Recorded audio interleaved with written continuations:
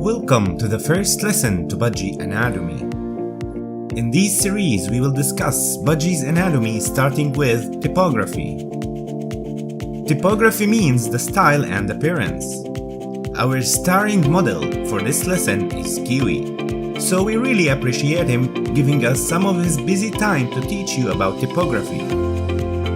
Thank you, Kiwi. Another reason why Kiwi is modeling for the typography lesson is because he really can show you all the features we need to discuss. Some other varieties lack some of these features due to their specific mutation. Now don't get alarmed, that's nothing to worry about, it's just he is the perfect model for this one. So after this lesson, you will be able to point out the specific part you are trying to convey to your vet or friend.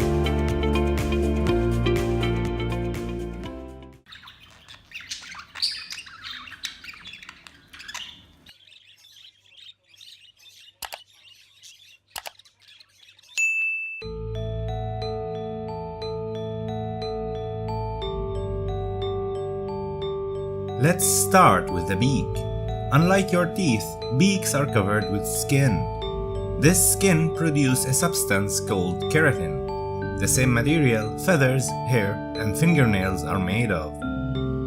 That's why the beak needs to be maintained and trimmed by the bird, or otherwise it will grow long and would cause problems. Cuddle bone is usually enough for your bird to trim its beak, but if it goes longer than normal, you should see your avian vet for trimming or discussing a potential disease your bird may have. The keratin produced by a bird's beak will dry and condense to make the bill hard and durable.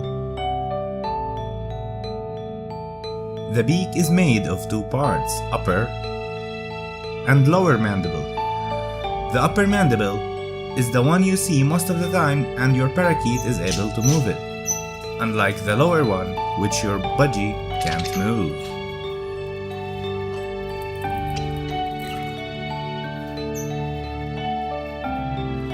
Since the beak is made of keratin over bones, it has blood vessels, which makes it pretty much alive and has a feeling.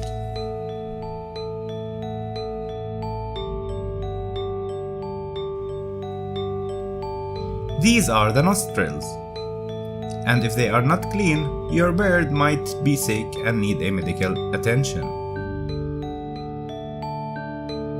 The Seer, which is the area above the beak surrounding the nostrils made of tough skin. The color and smoothness of the Seer depends on the budgie's age, gender, and mutation. We will discuss it in more details but in another video.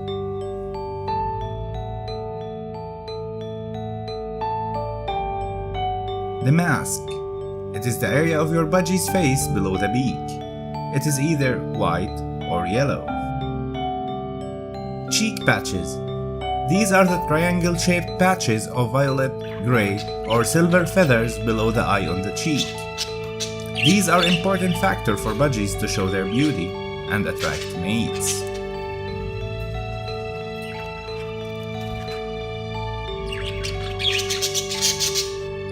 Throat spots.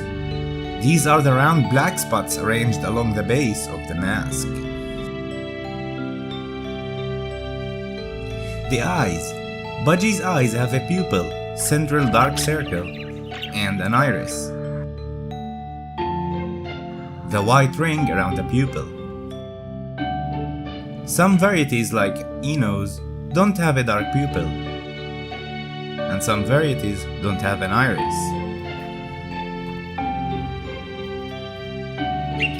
Which, as was said before, it is nothing to worry about, it's just to show that Kiwi was the perfect candidate.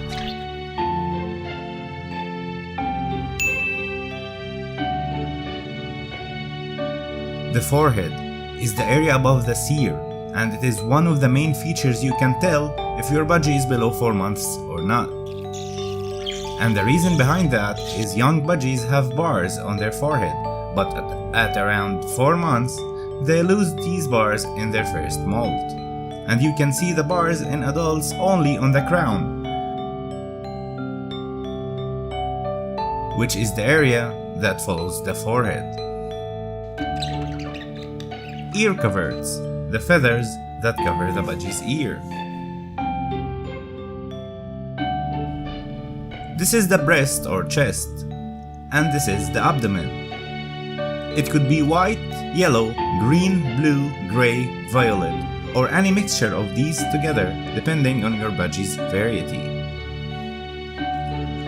The nape, which is basically the back of the neck between the crown and the mantle.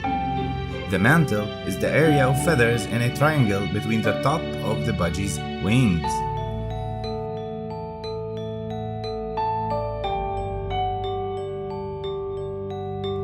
These are the wings coverts. Here you can see the secondary flight feathers. And these are the primary flight feathers, which are the ones people trim when they want to clip their bird's wings to prevent them from flying. The rump is the area above the tail on the budgie's back. You will find a gland here called the uropygial gland, or in other words, preening gland. The budgie will rub it with its head and beak to collect oil from it, and then transfer it to its feathers, which provides waterproofing.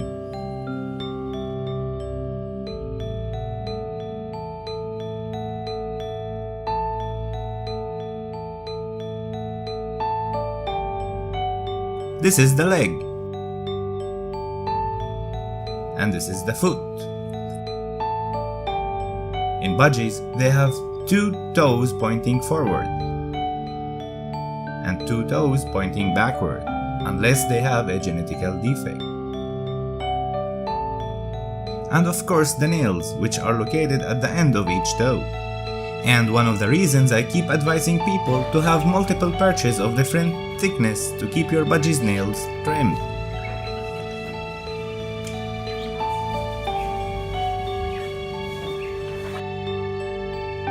Vent. This is basically the budgie's bottom, also called the cloaca.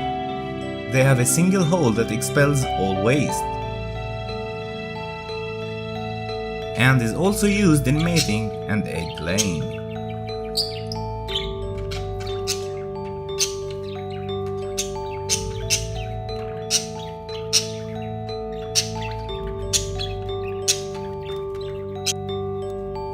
Tail coverts. These are the shorter feathers at the base of the tail.